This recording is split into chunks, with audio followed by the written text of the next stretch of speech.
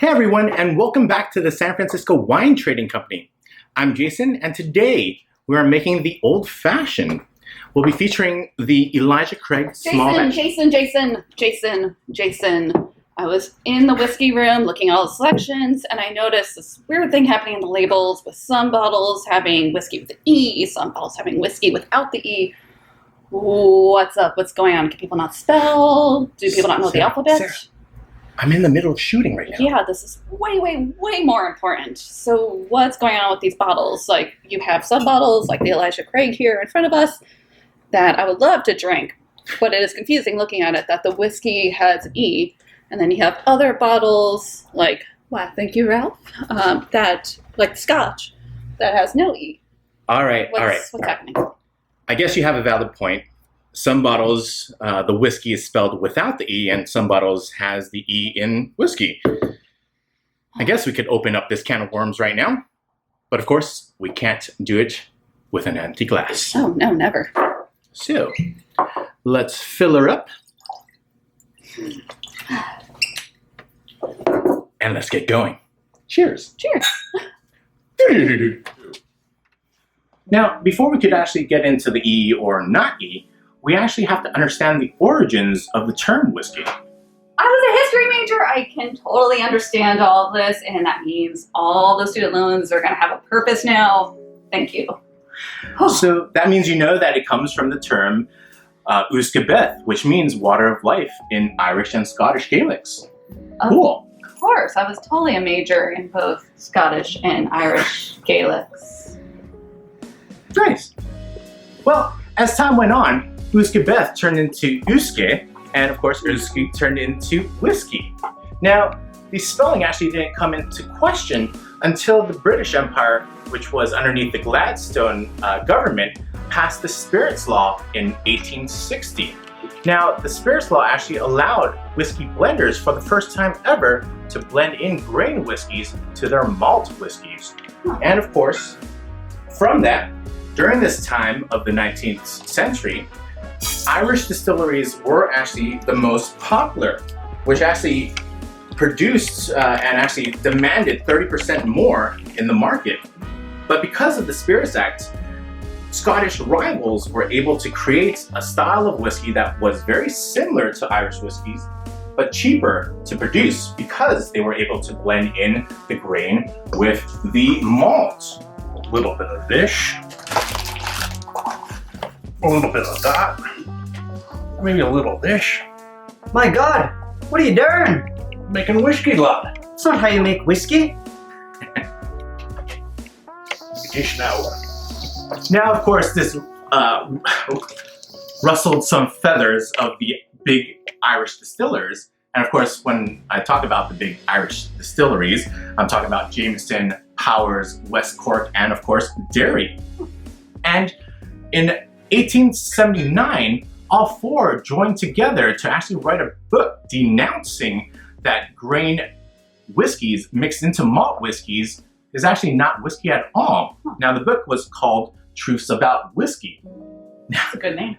It is, but funny enough, that whiskey was spelled without the E.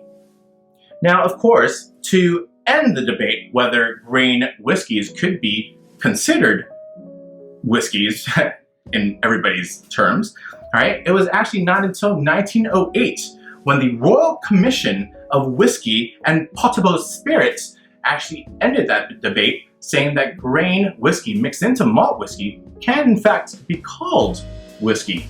Cheers to you, Scottish people. All right, and from their report, they actually spelled whiskey with an E. But of course, the British Empire, in their official report, spelled whiskey without the E. But of course, that stuck. Now, Irish distilleries say, hey, because of this Royal Commission, whiskey, spelled it with an E, let's take that E and put it on all of our labels to distinguish that we are the better whiskey out there in the world. And that's that. Huh. This is so confusing. And to confuse matters more, since Irish whiskeys in the late 19th century were so popular, second only to Canadian whiskeys here in the US, that a lot of U.S. American distilleries started to spell out whiskey with an E to actually distinguish themselves as a higher quality whiskey too. Now, it wasn't until after Prohibition that Scotches were a little bit more famous than Irish whiskeys. But the trend was started and it stuck. Only a few heritage distilleries actually utilizes the old way of spelling whiskey without the E, which is Maker's Mark, Old Forester, and George Dickel. It's so convoluted. I mean, how does anyone remember how to spell whiskey at all? I mean, without the help of the internet. Well, just generically, just remember that if it's Irish and American whiskey, majority of times, actually all of Irish would be spelled with an E, and majority of American whiskeys would be spelled with an E as well. Anywhere else in the world, Canada, Japan, Taiwan, Scotland, with the whiskey, it'll be spelled without the E. But in America, you can find whiskeys without an E and whiskeys with an E. So how does that rule apply? Well, aside from the heritage ones that actually classically spells whiskey without the E, new craft distilleries pop up in America almost in a yearly basis. And a lot of times if they follow suit in their foundations of like a Scotch whiskey making style, using malted barley, they actually honor Scottish whiskeys by spelling it classically without the E. Huh. That kind confusing, I know. Cleared it up. I still enjoy drinking it though. Oh yeah, me too. Right? But yeah, US is a little weird. But again, I guess to help you guys out, you could do your own exploration. All right? Classically spelled without the E is Scotches. All right, here we have the Edgeador. Not classically, but with the E. All right, starting off. We have the Writer's Tears Irish whiskey. And let's toss in two American ones.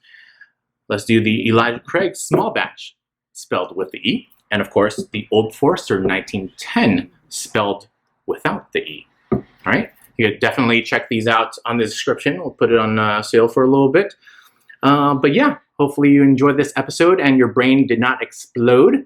If you liked it, please, of course, press the like button. And for future content, be sure to subscribe. Cheers.